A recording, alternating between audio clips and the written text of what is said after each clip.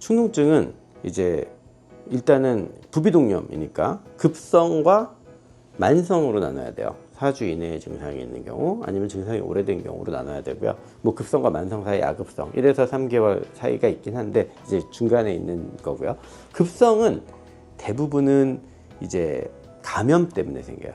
바이러스 감염, 세균 감염 때문에 생겨요. 갑자기 한쪽가 꽉 막히고 아프고 누런 코 줄줄 나오고, 뭐 한 번쯤은 경험해 보셨을 거예요. 감기에 걸렸다가 감기는 보통 일주일이면 낫는데 일주일이 지나도 안 낫고 막 맛도 안 나는 것 같고 냄새도 나고, 이런 게 이제 급성 축농증이거든요. 많은 경우에는 세균 감염, 오래됐으면 보통은 바이러스 감염이 좀 빨리 좋아지니까 세균 감염의 경우가 많고요. 그런 경우라면 약을 먹죠. 약은 항생제, 소염제, 비충혈 완화제 같은 거 쓰고, 그 다음에 우리가 그 많이 소개되는 코 세척, 이제 비강 세척이라고 하죠. 식염수로 세척하는 것도 도움이 되고요. 스프레이 같은 것도 쓰면 도움이 되기도 해서, 어쨌든 간에 감염, 안쪽에 이제 그 부비동이라는 데에 농이 차 있는 거니까 그 농을 없애기 위한, 그러니까 균을 죽이고 그 다음에 물리적으로 씻어내고 그 다음에 스프레이를 뿌려서 뿌리든 약을 먹든 해서 그 안에 공간을 넓혀서 자연적으로 배출되게 만들고 하는 그런 치료가 필요하고요.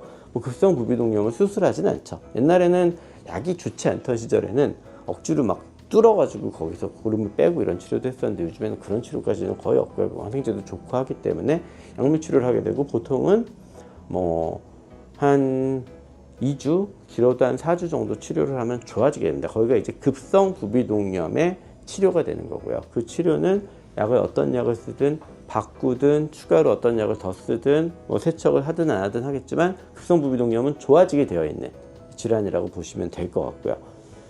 그 다음에 이제 만성 부비동염 같은 경우는 만성이잖아요, 말 그대로. 그러면 뭔가 그냥은 안 낫는다는 얘기일 거고요.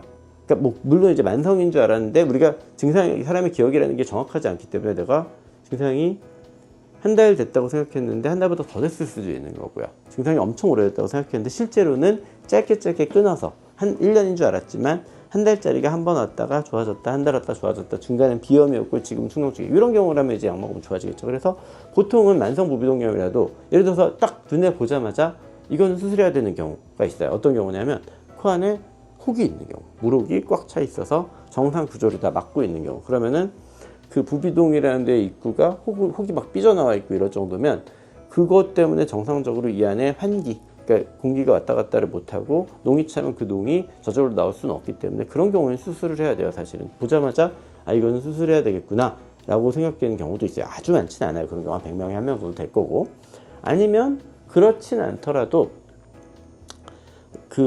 딱 봐도 정말 오래됐고 냄새를 못 맡는다거나 목소리가 완전히 변해 있는데 그 목소리가 이미 본인 목소리 한 몇 달, 몇 년 된 경우, 이런 경우는 만성 부비동염이겠죠. 하지만 불확실한 경우에는 그것도 역시 치료를 해보겠죠. 어느 정도, 한 달 정도까지 항생제, 소염제, 스테로이드를 쓰기도 하고 해서 먹는 약을 써서 치료를 해보고요.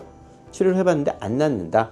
그럼 이제 중간중간에 사진을 확인해보겠죠. 엑스레이 찍어보기도 하고, 정확하게 요즘에 CT가 많이 보급되어 있으니까 CT를 찍어서 얼마나 차있는지를 보고, 이게 이거는 먹는 약으로는 치료가 안 되겠구나 라고 판단이 되면, 아니면 아까 보자마자 수술해야 되는 경우라면 이제 그때는 수술을 하게 되겠죠. 근데 이제 옛날 같았으면 수술을 해야 되는 경우가 많았지만 요즘에는 상대적으로는 약도 좋고 하다 보니까, 그리고 여러 가지로 개인 위생이나 여러 가지 상황이 좋아졌기 때문에 수술이 필요한 경우까지, 그게 결국은 이제 치료하지 않고 방치되었다 이렇게 되는 건데, 방치가 잘 안 되기 때문에 많지는 않지만 그래도 치료한 경우가 있죠. 아니면 코 안에 물혹 같은 게 생기는 경우인데, 물혹이 갑자기 자라는 물혹이 있거든요.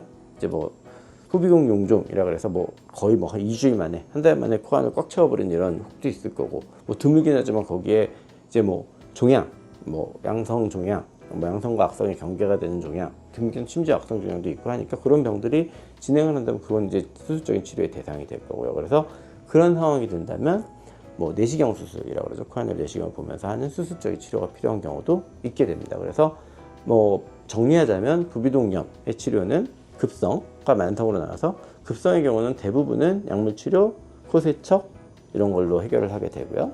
만성 부비동염 같은 경우는 일단은 애매한 상황에서는 약물 치료를 먼저 해보고, 약물 치료가 호전이 없을 때 CT를 찍어보고 코 안을 들여다봤을 때 이거는 뭔가 물리적으로 그 염증을 제거하고 그 안을 열어줘야 된다는 필요가 있을 때는 수술적인 치료를 하게 되고, 그 수술은 이제 부비동 내시경 수술이라고 해서 내시경을 보면서 하는 수술이 필요하게 됩니다.